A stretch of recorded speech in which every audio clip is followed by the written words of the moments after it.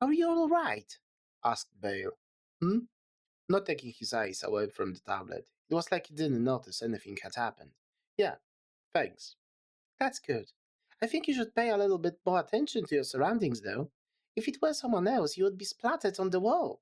If it were someone else, that would be kinda counterproductive, don't you think? Countered her point Yuki. Everyone, including Gale, was watching them closely. It was obvious to him that the goal was to pull attention, but to which one of them? What do you mean? Asked curious Bale. Anyway, do you mind putting me down? I appreciate the gesture, but we should check if your spine is fine. Realizing the entire time she was squeezing onto his thigh and chest, she blushed and instantly let go of him. Right after the teacher, with the rest of the class, got to Bale and started checking if she was alright, ignoring Yuki entirely. Luckily, she was fine and treated as a hero of the day, sacrificing herself to save Yuki from harm's way. Even though it looked like he didn't pay any attention to the match, it wouldn't be him if he left it at it, making his way towards Amy, who was sitting at the bench at the opposing side of the wall. I'm sorry, I didn't mean to. I know, cut her apology short Yuki. Sometimes emotion make us really bad at reading situation, but your idea of focusing more on your balance was brilliant. Thank you. You are a prodigy, analyzing situations fast and making great calls to overwhelm your opponents, no matter who they are. But she went easy on you. That's the difference between an aspirant and a genius. What do you mean? I mean what I said. Do you think she could get a lot of speed in such a tight space? Think how much faster she could be if the area was unrestricted. He elaborated a little more. Anyway, I don't want to crush your spirit even more. The point is, how do you stop an unstoppable force? Can you figure out how to turn your weakness into a strength? You already went through a lot over the last week. Think it's about time you stood up. Sometimes, no matter who you are, you just cannot win everything, but you shouldn't give up either. Giving her advice, he started to walk back to the center as the teacher started to call for him. Hey, Yuki! Shouted Amy after him. Thank you. Met with only thumbs up. She felt bad for looking down on him this entire time, but it wasn't what he was after. People can treat him however they want. All he needs for them is to grow to be their own people, capable of their own thought in a world where manipulation and exploitation are all too common. He won't always be around to help them. Make the world something you want to be a part of. Yuki, I cannot have you keep reading from the tablet during the lessons anymore, said the teacher once he got back to the group. Ben has volunteered to teach you some basic techniques, so now you will be training together. Glancing at Belle, she appeared to be mumbling to herself behind her mask, not before she sent a kiss in his direction. Her obsession was bizarre, as he didn't have enough visible features to be desired. Somehow she saw right through him. What exactly she wanted, only the three of them knew. Alright, everyone is fine. How about you continue? There is still a lot of time left. With that, the entire class went back to the practice, with only Amy being left out since she didn't have a partner anymore. For the first time, however, she was fine with it, as she was still unsure what had happened. She would never do that on her own. Did she have a cramp that made her let go? Or what did he mean she went easy on you? Question didn't stop as the mat before her became occupied by Yuki and Bale. She was out there to prove that people looked down on him for far too long. I don't really know how you expect us to practice, said indifferent Yuki. Well, it's quite simple. It all starts with you being a bit serious. She smiled wildly through her mask.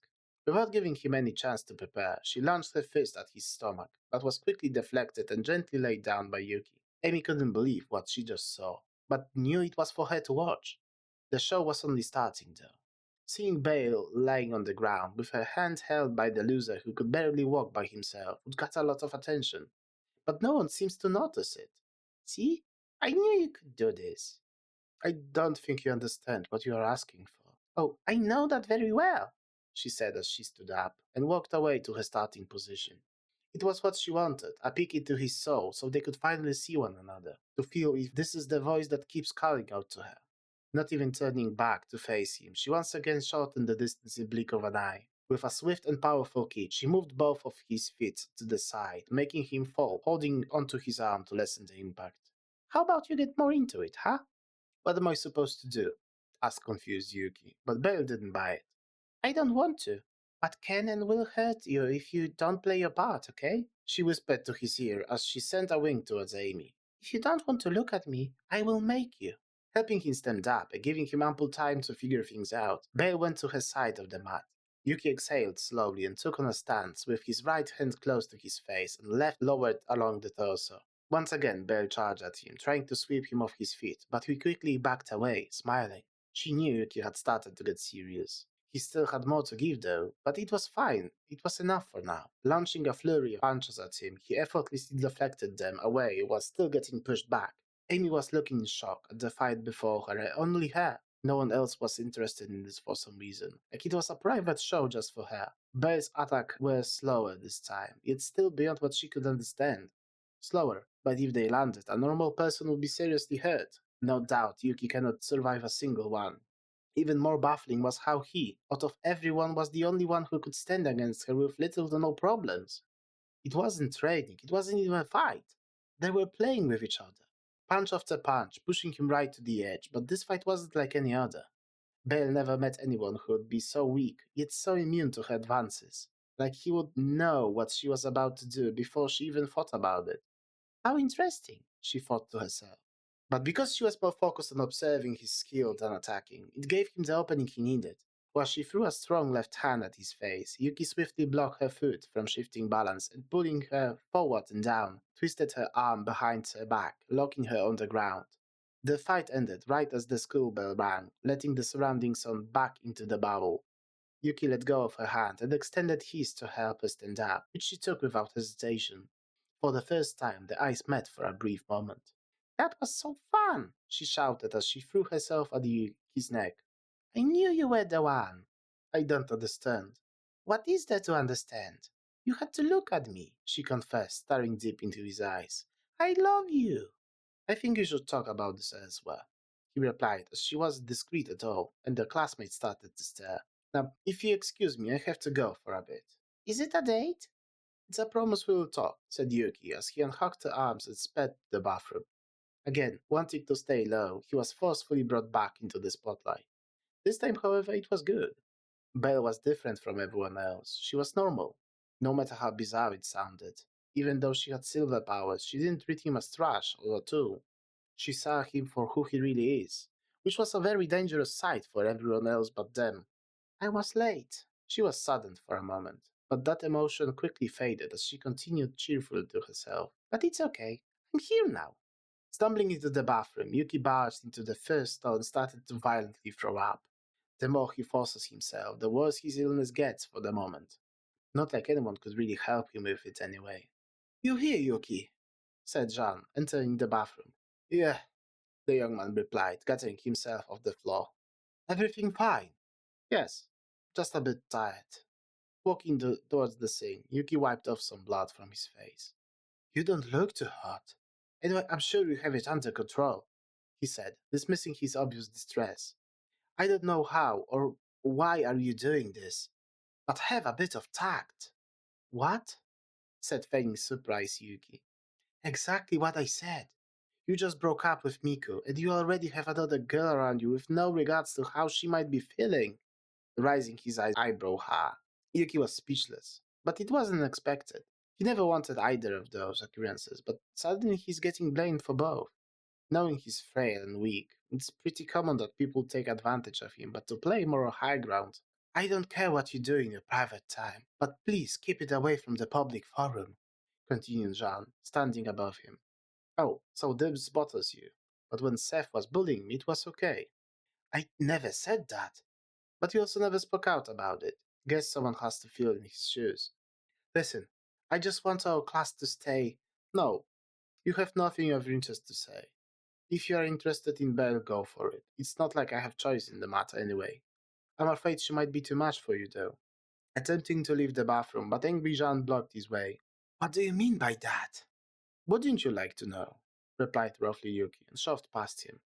Jean stood in the doorway for a bit, stunned. He never meant for this talk to turn this way, but for some reason Yuki reacted very out of character for him.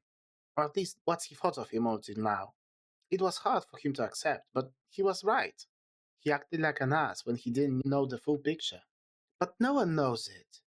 He was trying to justify himself in his thought, yet it still didn't sound right. Bad luck for him, though, as she caught a glimpse of the situation and her curiosity piqued. While Bay left the gymnasium, jumping for joy, Miku and Jane went to see how Amy was doing. She was still sitting near the wall, trying to process what she had just seen. You saw that too, right? She immediately asked the girls. A blunt confession? It was hard not to see. Not that, Jane, the fight! Amy looked up, pale, and her fiery red hair spilling over her face. No? Sorry, I didn't pay too much attention to it, but it didn't seem too rough. What do you mean not too rough?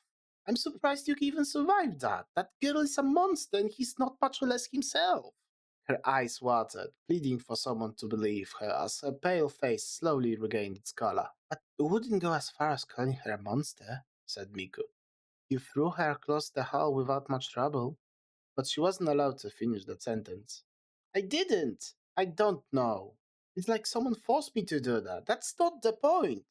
Compared to the bro she was playing with me. Amy gasped for air. The fight was just simple fun. Both of them were just playing.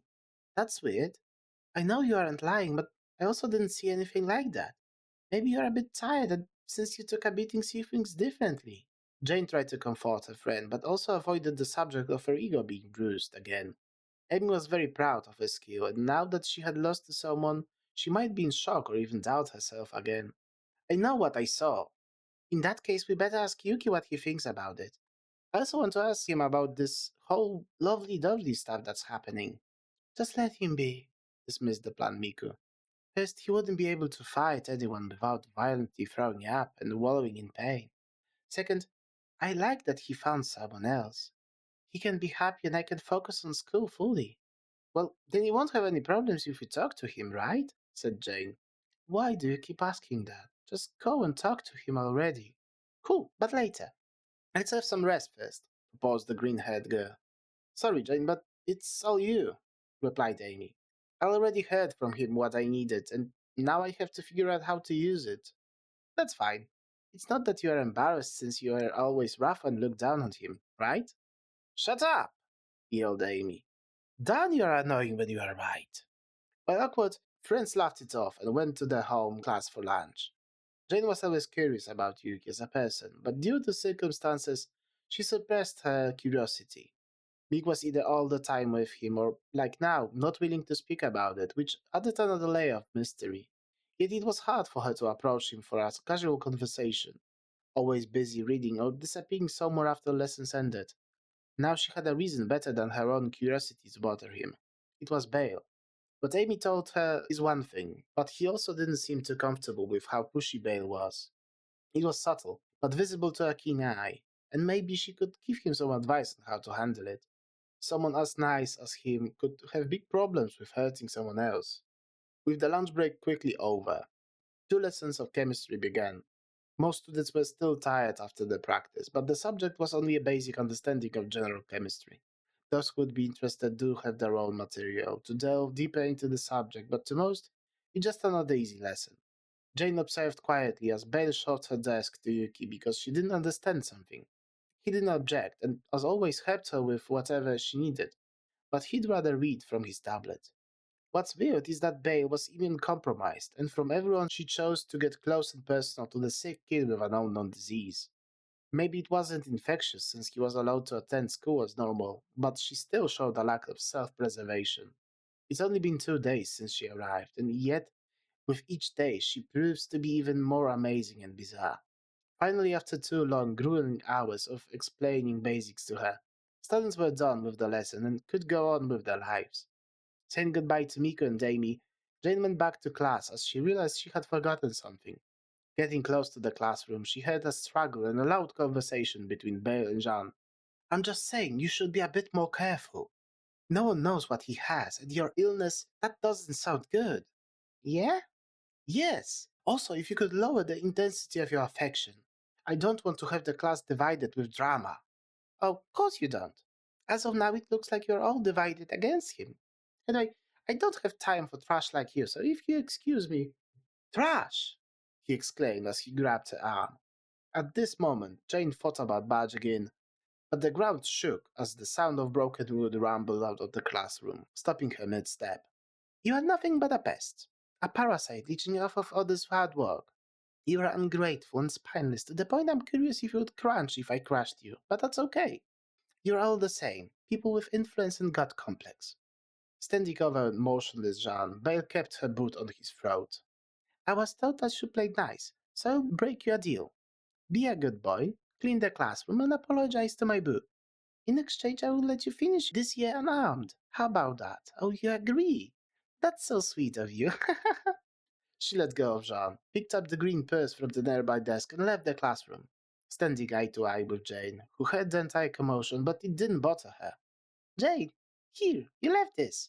She handed her belongings off nonchalantly, with a warm smile on her eyes. See you tomorrow, sister, she ended, skipping away. What just happened? Looking in, John quickly took the broken desk into his arms and left the classroom without saying a word. He acted more like a programmed robot than human. But maybe it was the shock, as she was experiencing the same. But she was seriously dangerous. Suddenly, Amy's claims weren't as crazy as they sounded. What do I do now? She thought. Does she go on with it and talk with Yuki? Or just stay low, not to attract any attention from the blonde devil? It's not like she was about to go in between them, but the thought of her misunderstanding the situation was terrifying. Still, she wanted to talk to him and get to know him a little to show his gratitude for his help. I don't think I could see myself in the mirror if I didn't do that, she thought to herself and left. Luckily, Yuki wasn't hard to track, as he was in the library alone as per usual.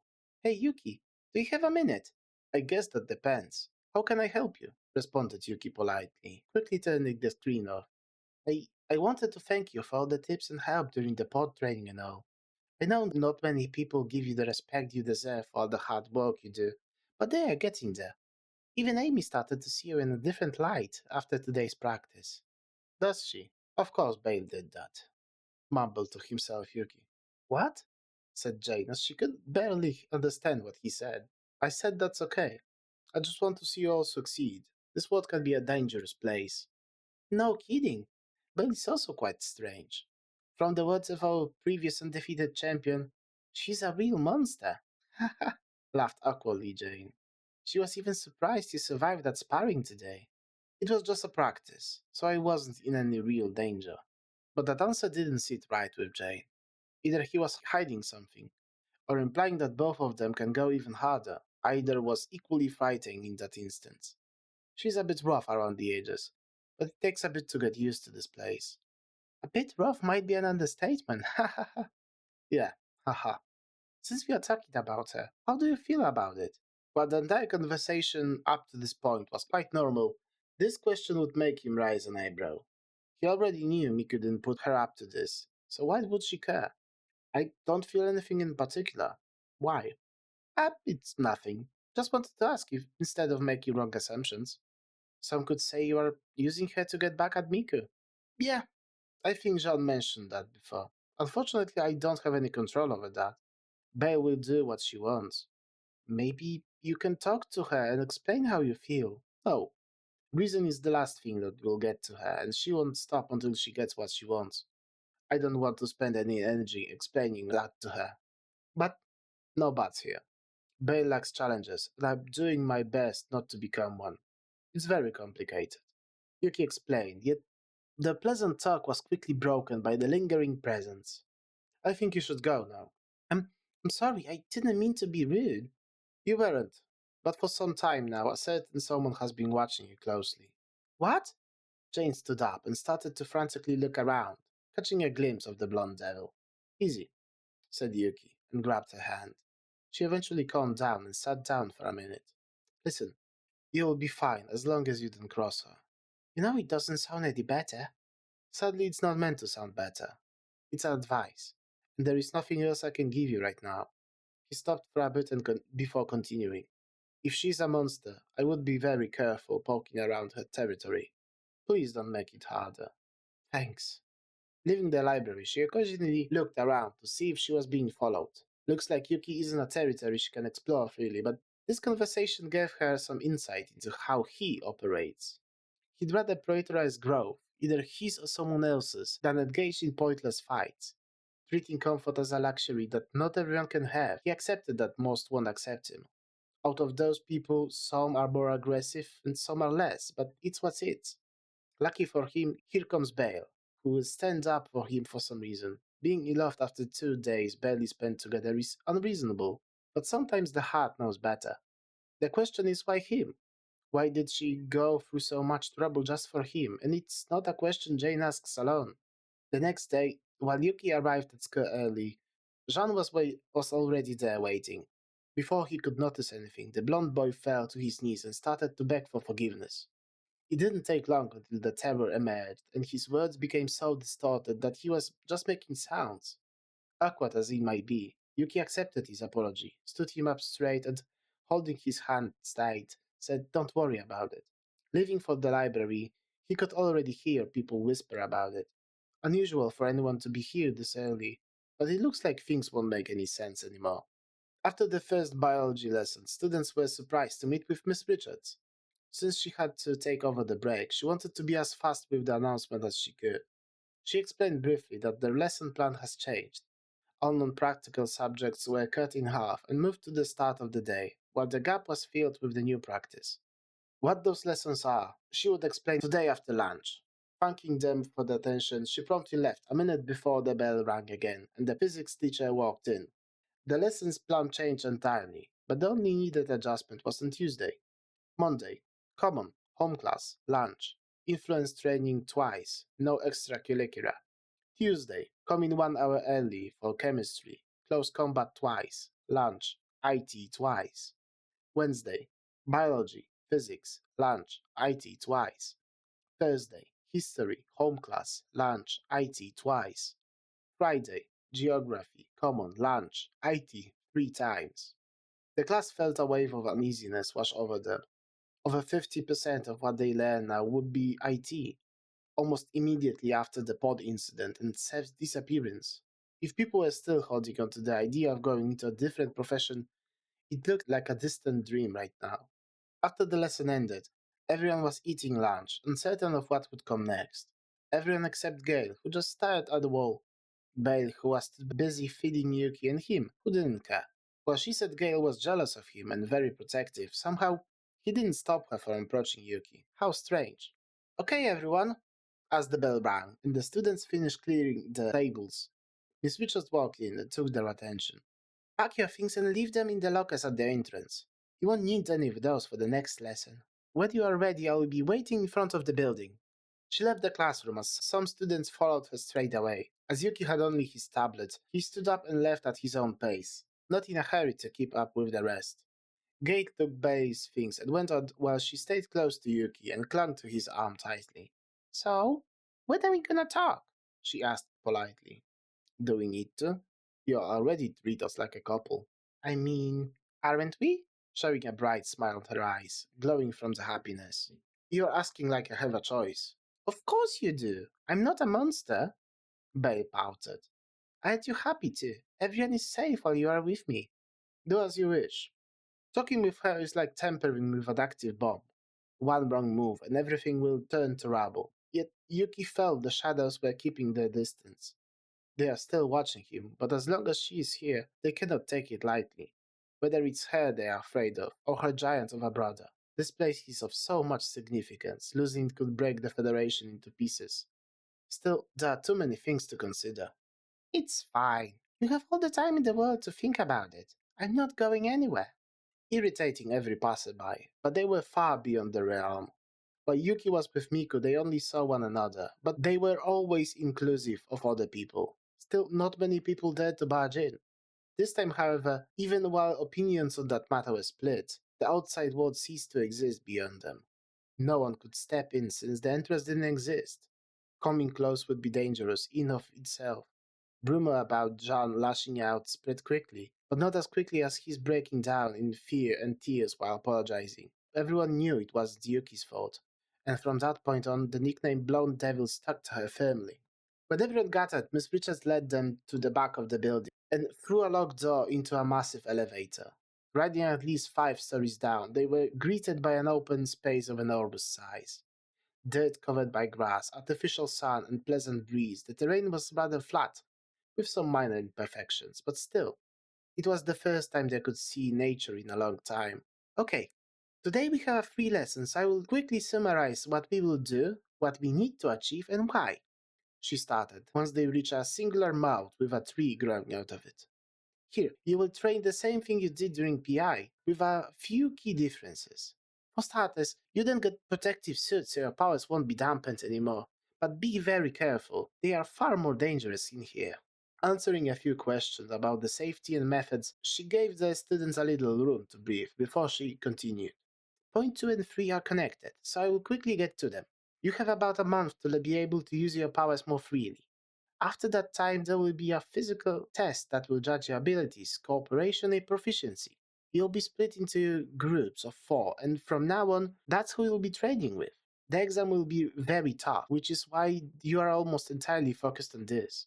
I will be here with you all the time to give you tips and answer any questions. I'm sure we can do this if we work hard together. Of course, everyone wanted to know more about the test, but even Miss Richards didn't know anything yet. She didn't explain the rules better. Groups are based on the median of power and potential displayed during PI. Adjustments will be made on the go if the prediction missed the mark. Groups are encouraged to talk with others, to share information they gather, and ask for help if they want to train their tactics, within reason.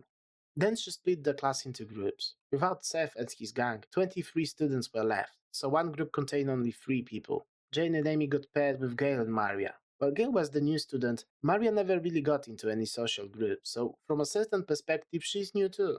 And the last one, she read from the tablet, reading it 3 times, as even though there was no other option, it looked impossible. Miku, Bale, and Yuki? Yes? Asked the boy, curious. It looks like you'll be taking part in this exercise. I'll have to ask if there aren't many mistakes, but for now, try to do your best to support your team. Sure, he replied and went back to reading.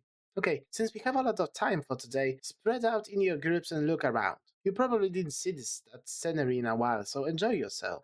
Yes! The class erupted with a cheer and started to scout the area. For the next hour, everyone was running around and taking in the fresh air and calm atmosphere, talking among themselves and getting to know one another, since many people from different groups were mixed. The controversial group had a different take on the time. Bale was very curious about this place, took a great interest in knowing the limitation of it. She traveled along it, figured out what she could work with. Yuki, as nothing happened, sat under the tree and kept on reading, which left Miko entirely alone for the time being. Weird feeling, being with people all the time. For the first time in a while, she had no one by her side. She sat down in the middle of the empty field and watched the artificial clouds go by. I'm sorry, Yuki, I'm afraid there is no mistake. Miss Richards came by and with bad news. Looks like Bell is ranked so high, you're the only person that could even the odds out.